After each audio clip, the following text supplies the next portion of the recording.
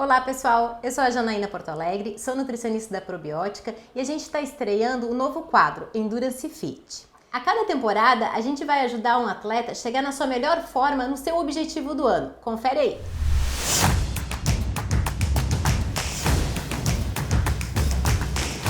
Então, Dani, me conta, qual é esse grande desafio aí que você tem pela frente, no que eu posso te ajudar? Eu sei que o desafio é talvez um dos maiores desafios teus dentro do triatlon e eu acredito que para mim também, né? Então, me conta um pouquinho, me fala um pouquinho do teu histórico aí dos treinos, do teu histórico da vida dentro do triatlon, o que vem acontecendo e quais são os teus objetivos, o que eu posso te ajudar? Tá.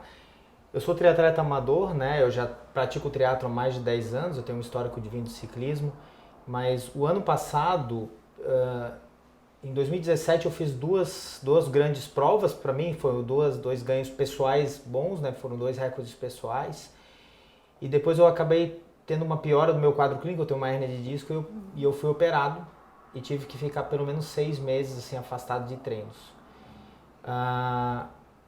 Depois eu retomei progressivamente, fiz um meio Iron, estou voltando. E como eu trabalhei já como médico em uma prova que já está ganhando bastante fama até internacional aqui no Brasil, chama Fodax Man, todo mundo, para quem não conhece, é um Ironman que tu tem altimetria, né? Então eu não sei brincar pequeno, né? Quis voltar com tudo, para uma prova maior. O meu desafio vai ser 2, na verdade. Primeiro, com essa parada de 1 ano, de 6 meses e retomada progressiva, eu ganhei muito peso. Meu biotipo, tu vais ver, é um biotipo para ganhar peso, né? Eu sou feito para ganhar massa, não sou feito para ficar magro. E como o Fodax Man ele tem muita ascensão, o ciclista que quer escalar tem que ser leve, não tem jeito. Então a minha meta, eu não vou botar meta de peso, botar meta que a gente conseguir tirar nesses próximos 2 meses do meu corpinho. Mas eu vou colocar meta de peso. Tá bom. Vamos Beleza. buscar, porque a gente sabe que na corrida a bike tem uma altimetria super, uma ascensão muito grande e na corrida também, né? Então acho que quanto mais a gente conseguir tirar de peso, mais vai te ajudar tanto na questão da tua hérnia quanto na questão de desempenho na prova. Eu já, assim, se eu pudesse me descrever, eu diria que eu sou até um cara disciplinado para treino, disciplinado para trabalho, para estudar, mas o meu ponto fraco é a alimentação. Eu sou ruim em me alimentar. Apesar de eu ser médico, conhecer bastante do que tem que ser feito, de já ser atleta há um certo tempo e já entender como funciona, sou relapso na alimentação, vou te dar trabalho, tá? Tu vais ter trabalho, mas prometo me comportar, né? Prometo tentar fazer o máximo aí, porque a gente vai sentir literalmente na pele se não perder peso para subir esse morro. É verdade. A gente vai construir a alimentação, o planejamento nutricional. Claro que a gente precisa seguir uma periodização conforme está sendo a periodização do treino, né? Mas mais próximo do que tu consegue adequar a tua rotina. Tu já me passou algumas coisas da tua rotina de vida, de trabalho, e é uma rotina bem frenética também. Então a gente precisa aí ajustar essa alimentação para que isso seja viável dentro do teu trabalho, dentro dos teus treinos, da tua vida social, enfim. E daí a gente conseguir atingir o objetivo. Então agora a gente vai fazer uma breve anamnese com alguns dados seus pessoais e depois a gente vai fazer a parte da avaliação antropométrica, a parte de taxa metabólica também. Então a gente vai avaliar tudo isso e depois a gente vai sentar de novo para daí começar a escrever teu planejamento alimentar, certo? Beleza. Dani, então vamos lá, me fala um pouquinho assim de alguns dados clínicos doença pregressa, algo importante, algum problema renal, alguma alteração no fígado, algo importante que tu acha que a gente precisa considerar nesse primeiro momento. Aparentemente a parte gastrointestinal é saudável, tá? É importante salientar que eu tenho um pai que morreu de CA gástrico, tá? Um câncer gástrico. Então, eu tenho histórico familiar de câncer de intestino na família, tá? Então, eu tenho histórico familiar de câncer no intestino, no sistema gastrointestinal. Então, meu pai foi com CA gástrico, meu avô de cólon e um tio de cólon também. Então, para isso, eu já fiz algumas pesquisas e aparentemente estou intacto. Certo. O histórico prévio de cirurgia é uma apendicite há 15 anos e uma cirurgia de hérnia de disco há 1 ano e meio. Certo. Algo do sistema digestório que te incomode, algum tipo de refluxo, gastrite? Como é durante a prova, durante os teus treinos, algo na alimentação que tu já tem uma percepção que te incomoda, que tu não consegue consumir? Eu, assim, eu normalmente eu digo que eu tenho um estômagozinho de avestruz, mas eu não tolero muito em prova, depois da metade do pedal num Ironman, por exemplo, eu começo a ter distensão abdominal. Tá. Então eu fico meio intolerante a excesso de carboidrato na prova. Chega um momento que não entra, sabe? Tu vai tomando gel, tu vai tentando consumir, chega uma hora que não entra mais. E aí chega na hora da corrida, tu tá meio estufado, eu acabo me dando bem com Coca-Cola, com sal embaixo da língua, entendeu? Certo. Vou tentando diminuir os sólidos ali, porque não vai entrar mais. No dia a dia, aparentemente, assim, eu só não sou muito acostumado com café, sabe? Por incrível que pareça, ao contrário de todo mundo, o café me dá um pouquinho de azia, então eu tomo muito pouco. Certo. Mas fora isso, aparentemente sem restrições, assim. Tá, o sistema gastrointestinal todo, a microbiota intestinal, tu como médico sabe o quanto hoje se bate em cima disso, né? O estudo do microbioma. Então, isso nos responde muita coisa do metabolismo. Então, é algo que a gente vai cuidar desde já dentro da tua alimentação, dentro do nosso planejamento, tratar bem esse teu intestino, essa microbiota, para que a gente evite lá na frente todo esse desconforto.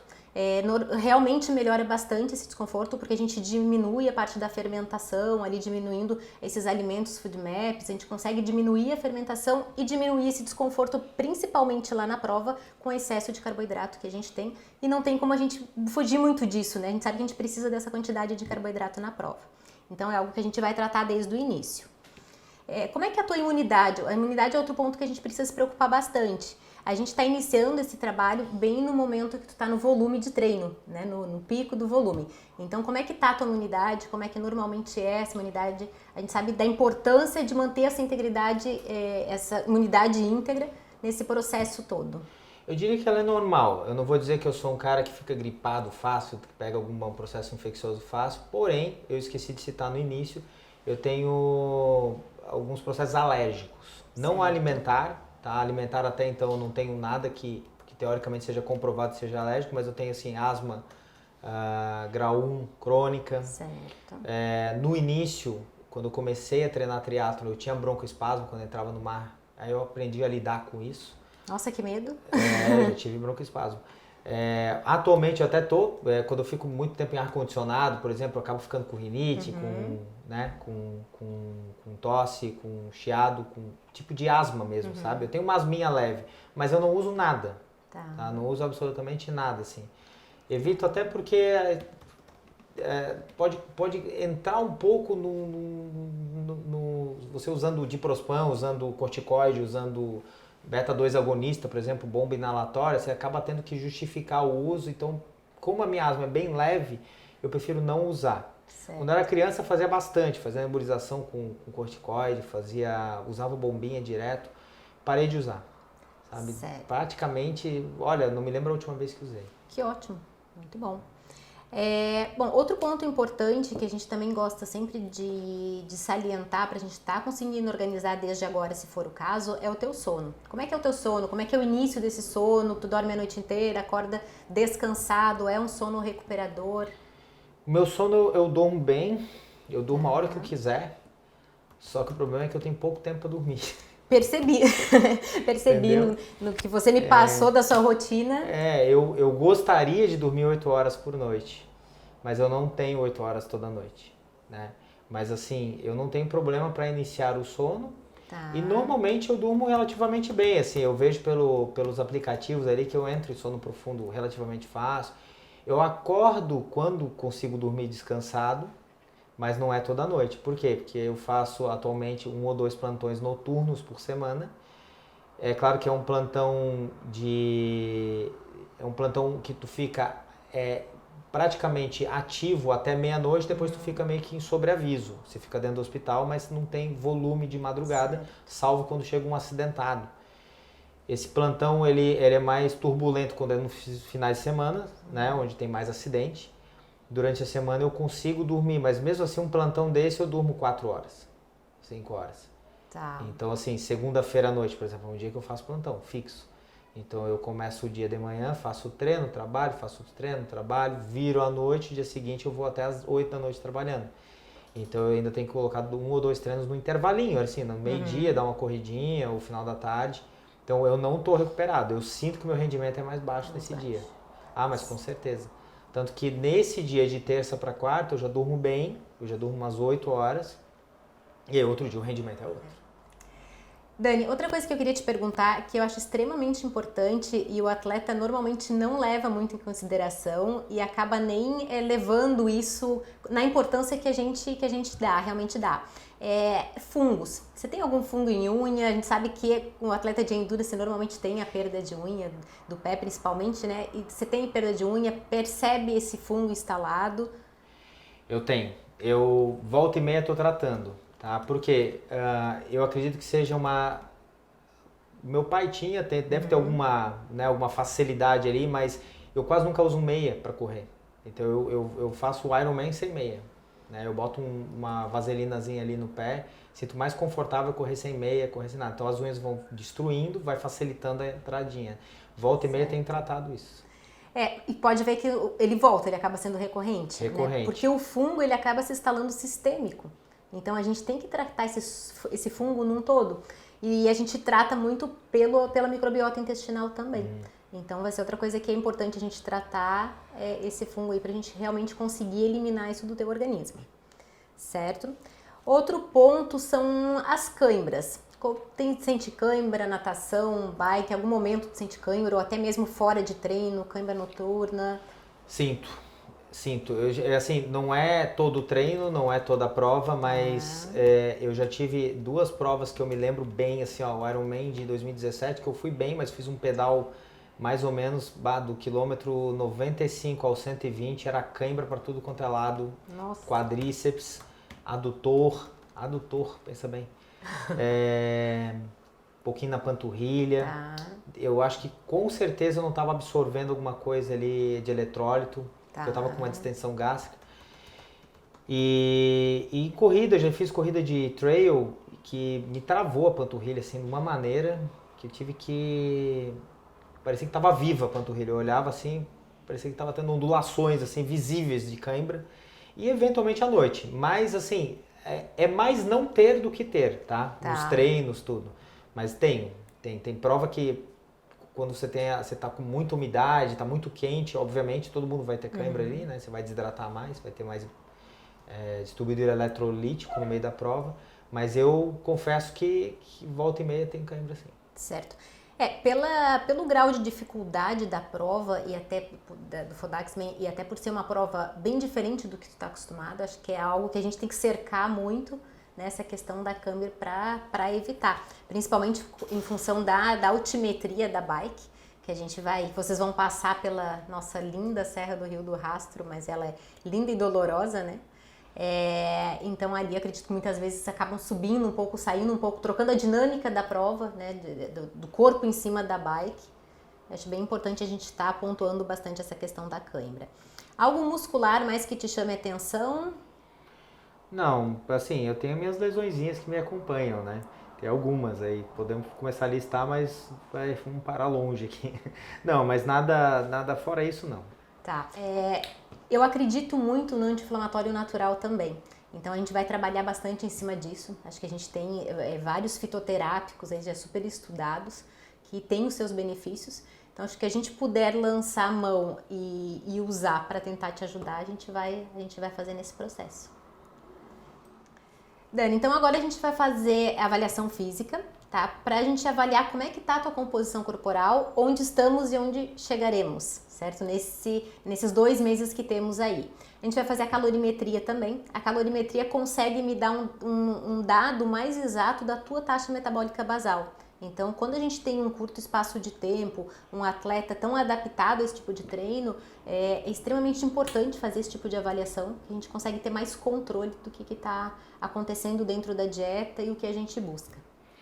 Então, Jana, é interessante até o pessoal que for assistir o programa entender que quando vocês olharem para mim e me ver, vocês vão ver que eu não tenho corpo de triatleta.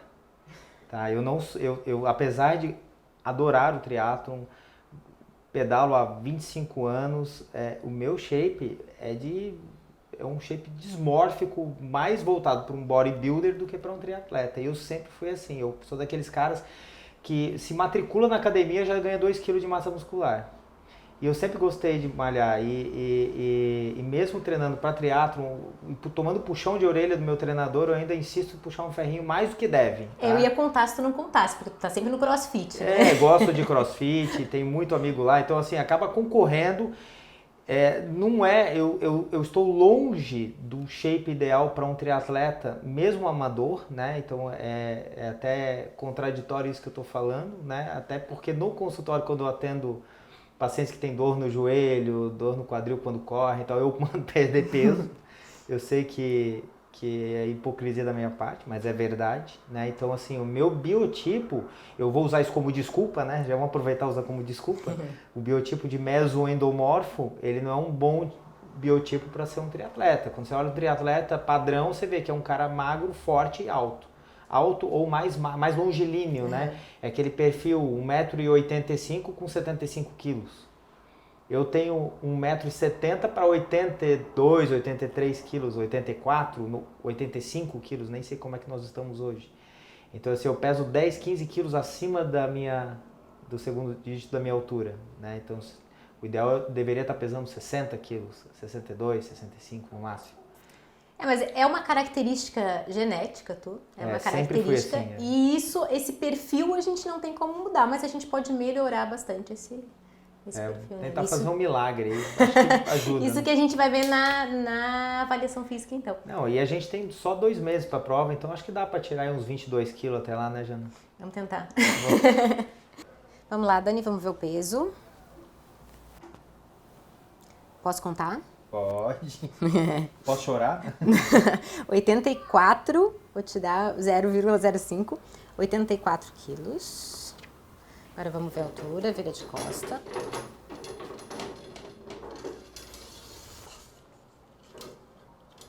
Respira fundo. Pode descer.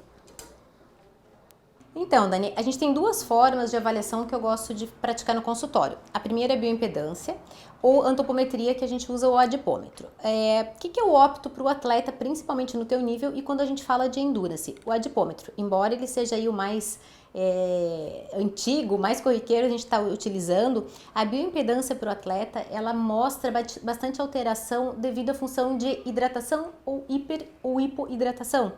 Então, ela acaba distorcendo esses valores e depois no comparativo ele pode não nos dar aí essa evolução, nos mostrar como foi realmente essa evolução. Então, a gente acaba distorcendo. Então, pro atleta, eu acabo deixando um pouquinho de lado a bioimpedância e a gente usa a antropometria normal, tá bom? Então, eu te peço para virar um pouquinho de costa para mim. Ótimo. Pode deixar o braço bem soltinho. Então, agora eu vou coletar algumas dobras, daí a gente vai jogar no sistema que vai fazer essa equação, automaticamente vai fazer essa equação e vai nos dar a tua composição corporal, que é em cima disso, junto com a calorimetria, que a gente vai montar o teu planejamento nutricional e depois a gente vai estar reavaliando para ver como foi o nosso resultado. Subescapular. Pode virar um pouquinho de lado para cá. Afasta esse braço um pouquinho e só bota esse braço em cima daquele ombro. Isso, pode baixar assim, deixar bem relaxado.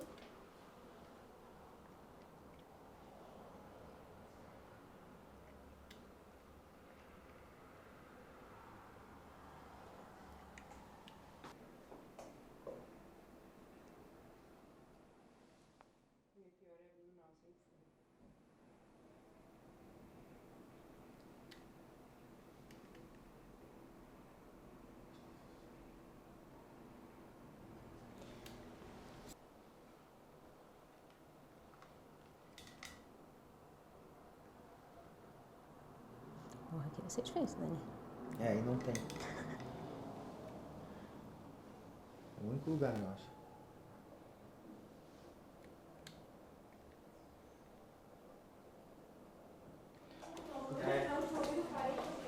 Tem que parar. Tá, deixa eu... Eu tô saturando pouco, ó. Não, 98, né? Tá bom. Agora deita.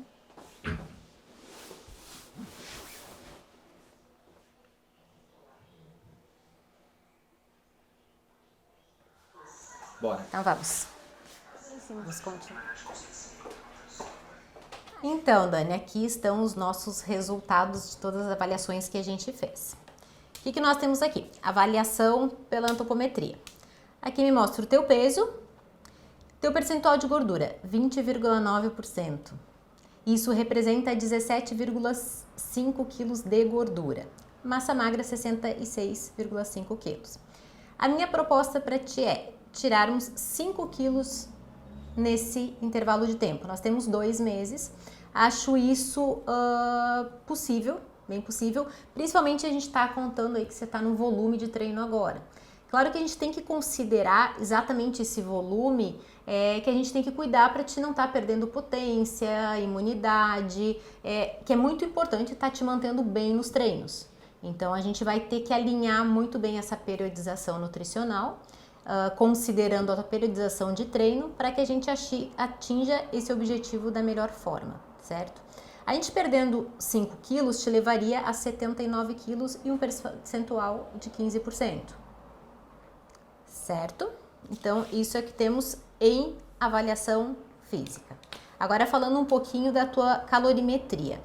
É sempre bom salientar que o atleta de endurance, principalmente um atleta como tu, que já tá... Quantos Ironmans você já fez? 6. 6 Ironmans. Então, o ciclo de um Ironman para ti, o teu organismo está extremamente acostumado com essa periodização toda.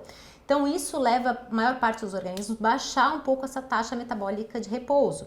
Então, a gente tem aqui uma taxa de repouso de 1.700 calorias, certo? Então, aquela história de que vou treinar para uma prova longa e vou perder peso, não necessariamente. E quanto mais adaptado esse atleta é a esse tipo de treinamento, mais difícil é a perda de peso com a mesma dieta. A gente fica mais econômico. Vai ficando mais econômico. E por isso a importância de estar sempre trocando também a dieta. Daí a gente fala do famoso platô, né? Que eu treino e não mudo o peso. Exatamente por isso. Então, o exame de calorimetria é extremamente importante tanto o atleta já é adaptado como tu, para a gente entender essa taxa metabólica, que é em cima disso que eu vou conseguir calcular a tua dieta. Calcular de uma forma mais precisa, né? Ainda mais falando no curto espaço de tempo que a gente tem. E o atleta iniciante também, porque às vezes a gente já quer iniciar um processo lá quando ele está no período de base, que é o melhor período para se perder peso, e a gente faz uma restrição muito grande, às vezes ele nem precisa restringir tanto, né? Porque é um atleta que não está tão adaptado, ou às vezes a gente precisa restringir mais ainda, porque é um atleta adaptado. Então, fazer a calorimetria, a avaliação corporal e avaliando e reavaliando essa dieta é sempre muito importante para que tenha os melhores resultados, tanto na parte de peso, de composição corporal, quanto para rendimento. Bom, como é que a gente vai montar essa tua periodização agora? Dentro do que tu me passou, tu tem basicamente 3 formatos de treino durante a semana, né? Tem os dias que que tem plantão, 24 horas, dá mais de 24 horas até. Tem os dias que são mais tranquilos, que tu acaba até ficando quase a metade do dia ali só mais para treinar. Então a gente vai montar em cima disso e da periodização. Essa periodização eu monto em cima do teu treinamento, da tua periodização de treino, certo? Então aqui a gente tem um macro ciclo.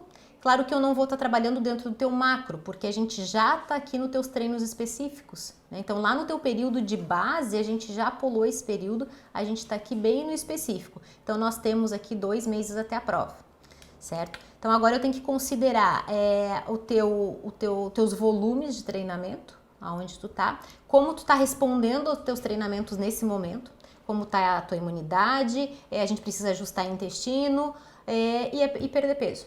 Então agora eu vou pegar a tua planilha de treinamento, vou fazer essa periodização e vamos montar a tua dieta em cima da tua realidade, porque a gente sabe o que é o ideal e o que é o real. E muitas vezes o atleta não consegue fazer o real porque ele não tá... A gente tenta fazer o ideal, mas a gente tem que seguir na realidade para que ele consiga se adequar, certo? Então esse é o próxima etapa.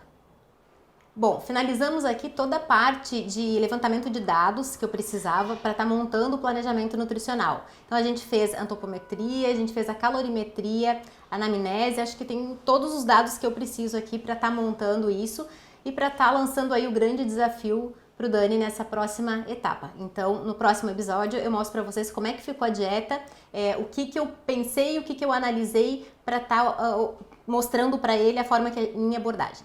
Então, nos acompanha no próximo episódio que eu vou contar tudo para vocês como é que foi. Até mais!